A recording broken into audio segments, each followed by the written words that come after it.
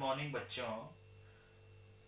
आज मैं आपके साथ जो है डिस्कस करने वाला हूँ आपकी जो टेक्स्ट बुक है फर्स्ट फ्लाइट। आपकी टेक्स्ट बुक जो फर्स्ट फ्लाइट है उसका जो लेसन नंबर थर्ड है आप देख रहे हैं। आपकी जो बुक है फर्स्ट फ्लाइट का जो लेसन नंबर थर्ड है, जिस लेसन का नाम है टू स्टोरीज अबाउट फ्लाइंग। ठीक है बच्चों, देख लीजिएगा जरा फिर से। आपकी जो बुक है टेक्स्ट बुक, कौन सी टेक्स्ट बुक है आपकी?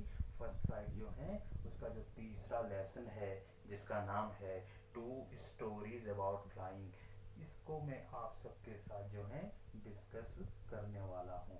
बच्चों, डिस्कस करने से पहले मैं आपसे बताना चाहूँगा कि जो ये लेसन है, इस लेसन के टू पार्ट्स आप देख रहे हैं सामने। टू पार्ट्स हैं, कौन कौन से, यानी कि दो भाग है इसके। कौन कौन से भाग है?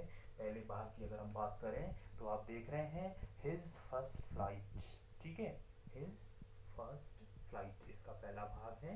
और अगर हम सेकंड भाग की बात करें या सेकंड पार्ट की बात करें तो सेकंड पार्ट हो गया आपका द ब्लैक एरोप्लेन।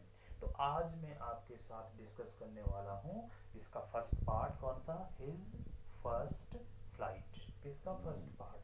जो आपकी जो ये जो लेसन है आपका, ये लेसन नंबर थर्ड जिसका नाम है टू स्टोरीज अबाउट फ्लाइंग, इसका जो फर्स्ट पार्ट है हिज फर्स्ट फ्लाइट, उसकी समरी में आपके सामने जो है डिस्कस करने वाला हूँ। उसका जो ओवरव्यू है लेसन का, उसमें मेन कौन सी बातें हैं, कौन कौन सी चीज़ें हैं, वो मैं आपके साथ डिस्कस कर रहा हूँ। उम्मीद है कि आप ध्यान से सुनेंगे। तो चलिए शुरू करते हैं। आप देख रहे हैं this is a fictitious story. This is, देख रहे हैं आप लोग, this is a fictitious story. Fictitious का मतलब हो गया है बच्चों काल्पनिक। ठीक है, ये जो कहानी है, कौन सी कहानी? ये जो कहानी जिसकी मैं आपको बात कर रहा हूँ, जिसके बारे में बात कर रहा हूँ मैं आपको, हिज फर्स्ट फ्लाइट एक कहानी है। ठीक है, ये कैसी कहानी है? This is a fictitious story of a young seagull. एक यंग सीगल, बच्चों सीगल एक पक्षी है, एक पक्षी है सीगल, उसके बारे में यह कहानी। और कैसी कहानी है? फिक्शियस स्टोरी है, काल्पनिक कहानी है। आगे देखिएगा, the time had come when he must learn to fly. ठीक है बच्चों, जब वो छोटा, जो सीगल है जब वो छोटा होता है और छोटे होने के बाद धीरे धीरे जो बड़ा हो जाता है, और फिर वो एक समय आता है, जब फिर वो समय आता है कि जब उसे क्या करना होता है। आप देख रहे हैं the time had come when he must learn to fly. वो समय आता है कि जब उसे अपने घोंसले से उड़ना चाहिए, अपने घोंसले से उसे उड़कर दूर जाना चाहिए अपने भोजन को ढूंढने के लिए। वो समय आता है। फिर से देख लीजिए, this is a fictitious story of a young seagull. यह एक यंग सीगल की काल्पनिक कहानी है। The time had come when he must learn to fly। वह समय आता है जब उसको जो है उड़ना सीखना होता है। his two brothers and a little sister had learned how to fly by imitating their parents। his two brothers, उसके जो दो भाई हैं। किसके दो भाई? सीगल के जो दो भाई हैं। एंड अ लिटिल सिस्टर, एक छोटी बहन है। वो पहले ही अपने माता पिता को देखकर उड़ना सीख गए हैं। ठीक है, फिर देख लीजिए, his two brothers and a little sister had learned how to fly by imitating their parents। उसके जो दो भाई हैं और एक छोटी बहन है, वो पहले ही अपने माता पिता को देखकर उड़ना सीख गए हैं। लेकिन यंग सीगल ने अभी तक उड़ना नहीं सीखा है। आगे देख लीजिए, ठीक है। They had simply run to bring the lays, flew off their wings and flown away। यहाँ पे बताया गया है कि जो सीगल के दो भाई और एक छोटी बहन, वो क्या करते हैं? They had simply run to the brink. Brink का मतलब हो गया बच्चों किनारा। ठीक है, वो लोग जो है क्या करते हैं भाई, सामान्य रूप से जो है किनारे तक दौड़ के आते हैं। किनारा किसका किनारा था? लेज। लेज का मतलब होता है बच्चों एक ऐसी चट्टान जिसका हिस्सा बाहर निकला हुआ हो, इस तरह से। जैसे हम कहेंगे, ये माना कि एक चट्टान है, तो इसका जो किनारा है इसको हम क्या क्या कहेंगे? लेज, LEDGE।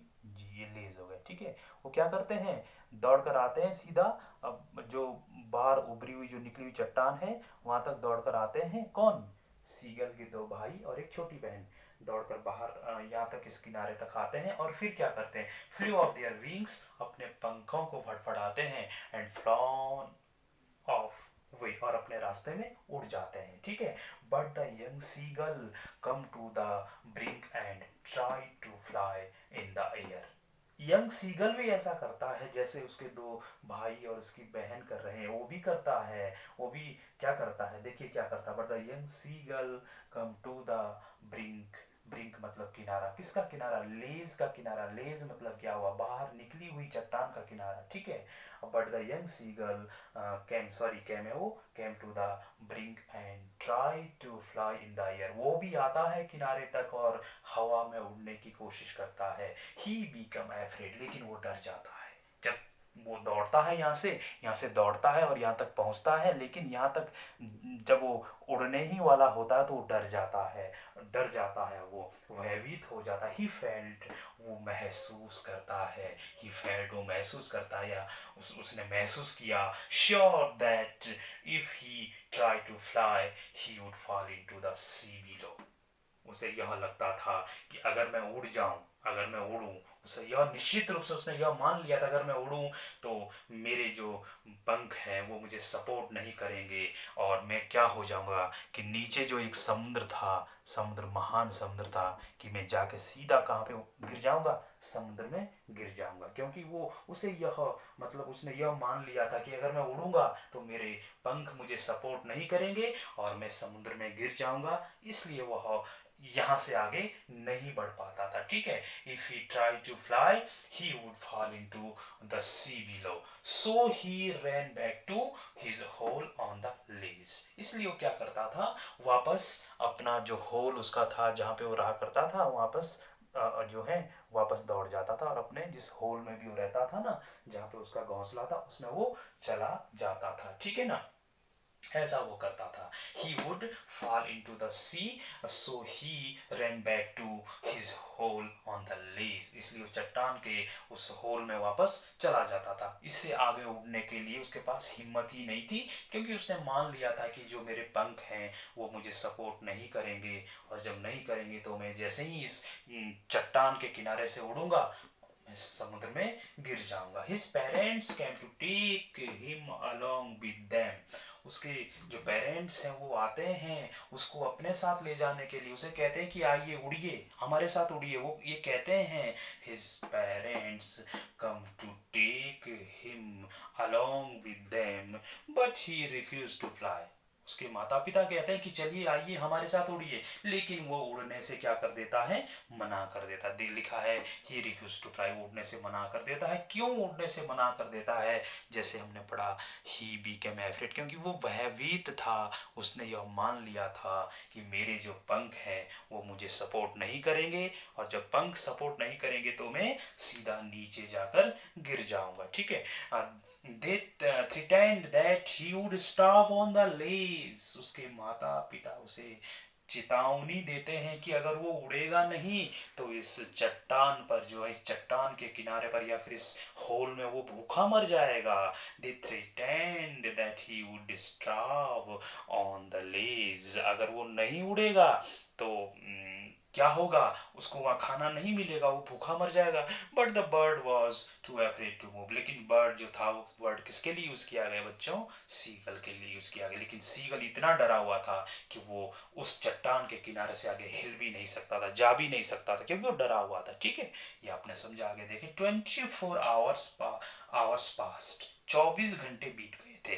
24 आवर्स पास्ट, 24 घंटे बीत गए थे। The seagull had not eaten anything. The seagull, देख रहे हैं आप, the seagull had not eaten anything. उस सीगल पक्षी ने कुछ भी नहीं खाया था, 24 घंटे हो गए थे।